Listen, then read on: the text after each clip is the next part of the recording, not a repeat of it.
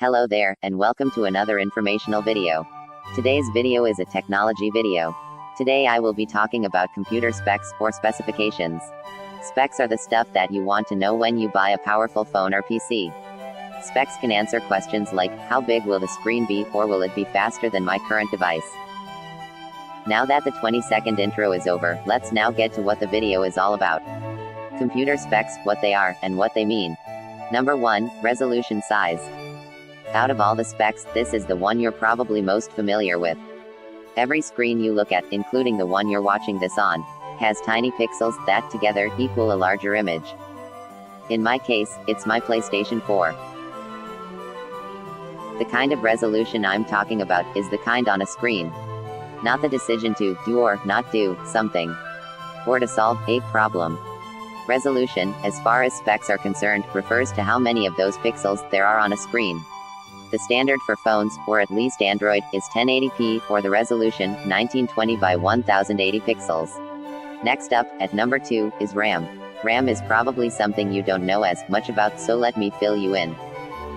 RAM is short for random access memory, usually stored in the form of a chip, in computers, or any kind of device that stores data from a program.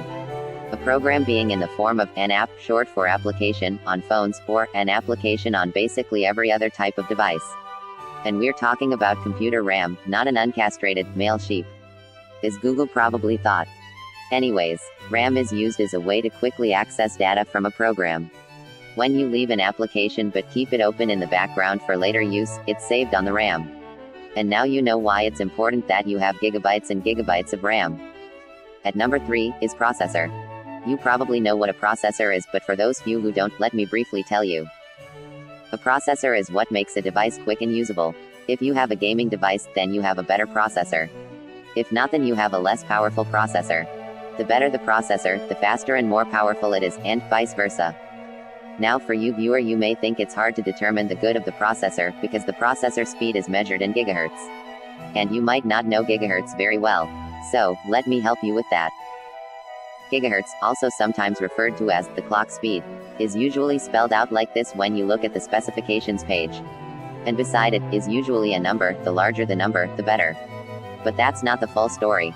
Because, while you know more gigahertz means faster processing, you probably don't know what exactly gigahertz means. Now I've already told you that gigahertz is a measurement of clock speed. But did you know it's also a measurement meaning alternating current? But being more technical, it also means electromagnetic wave frequencies equal to 1 billion hertz. See, you're learning the conversion from hertz to gigahertz, even though you probably didn't come here for that, but hey, maybe someday you'll need it, and even if you won't, you can at least tell your friends how smart you are.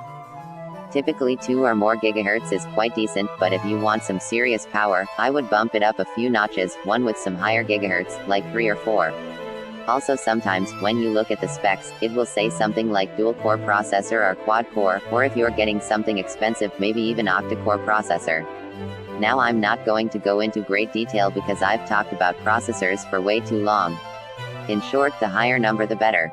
Quad-core, nice, octa-core, very nice, and dual-core, it's okay. That's about it for me everyone. Now, I know I didn't mention every specification that exists. But if I was to do that, I'd like to split it up into parts. I don't think I will make it a short series, but if you think I should, then leave a comment telling me why you would like that. Also, I would like to apologize for being a whole week late. Basically, my video editor that I use kept crashing and glitching. And it made me irritated to even try to make a video, but I have since figured out how to handle the glitches, and I once again love making videos. And since you've made it this far, apparently, you must have enjoyed this video, which means you should leave a like on this video. But if you made it this far and didn't enjoy it for whatever reason, then tell me why in the comments. By doing that, you are helping me improve my content for you, and for everyone else. Now for everyone who is still watching, thank you for watching my video. I appreciate you taking a little time out of your day to watch this video. Goodbye, everybody.